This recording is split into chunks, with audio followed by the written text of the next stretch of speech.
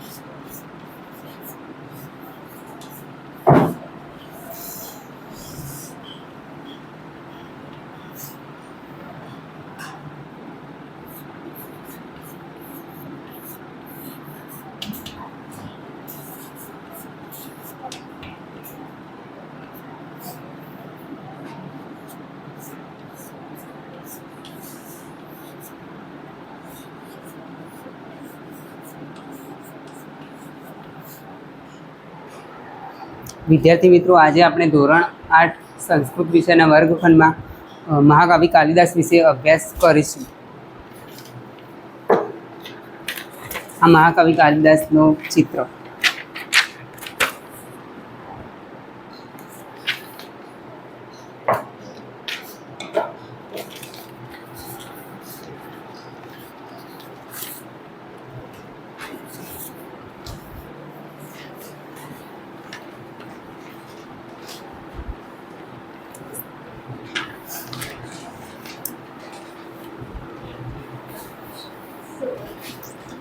મહાકવિ કાલિદાસ.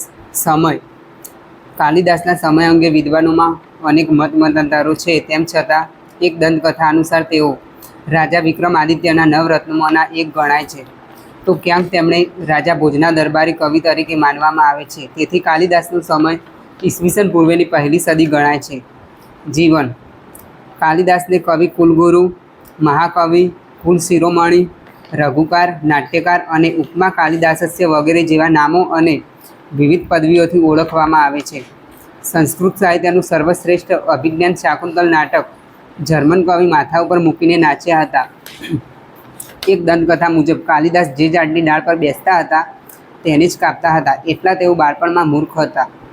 અનાયાસે રાજકુમારી પ્રિયંગુ મંજરી સાથે કાલિદાસના લગ્ન થતાં પરણ્યાની પહેલી રાતે જ કાલિદાસ મૂર્ખ હોવાની રાજકુમારીને જાણ થતાં અસ્તિ કશ્ચિદ વાગ વિશેષનો અર્થ જાણી લાવવા કાલિદાસને કહ્યું, ત્યારે કાલી માતાની ઉપાસના કરતા તેમની કૃપાથી તેઓ મહાકવિ બન્યા.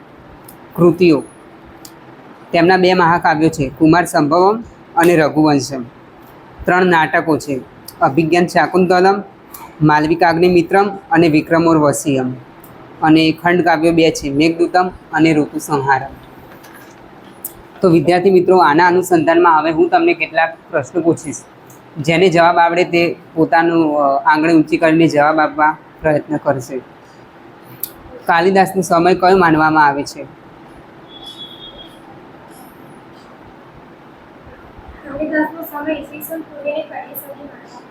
બરાબર, બેસી જાઓ.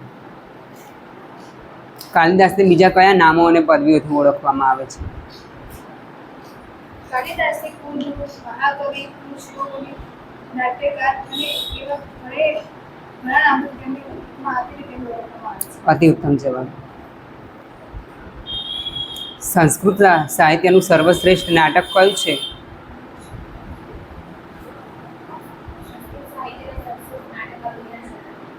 સરસ, બેસી.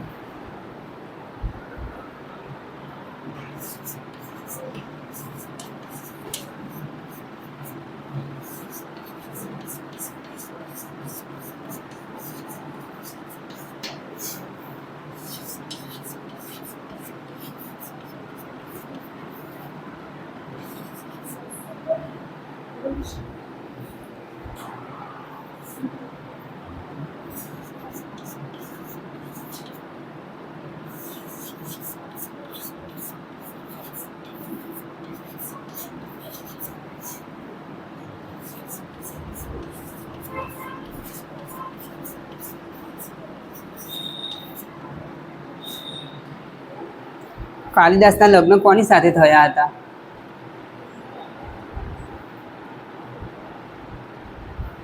કાલિદાસના લગ્ન પ્રિય પૂનમજી સાથે થયા હતા. અતિ ઉત્તમ જવાબ. કાલિદાસના કયા બે મહાકાવ્યો છે?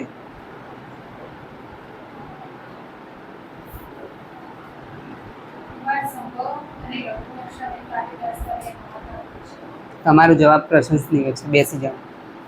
કાલિદાસે કયા 3 નાટકોની રચના કરી છે?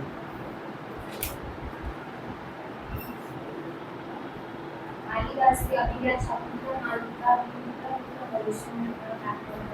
શાબાશ, બેસી જાઓ. તો વિદ્યાર્થી મિત્રો, આજે આપણે સંસ્કૃત સાહિત્યમાં મહાકવિ કાલિદાસ વિશે અભ્યાસ કર્યો.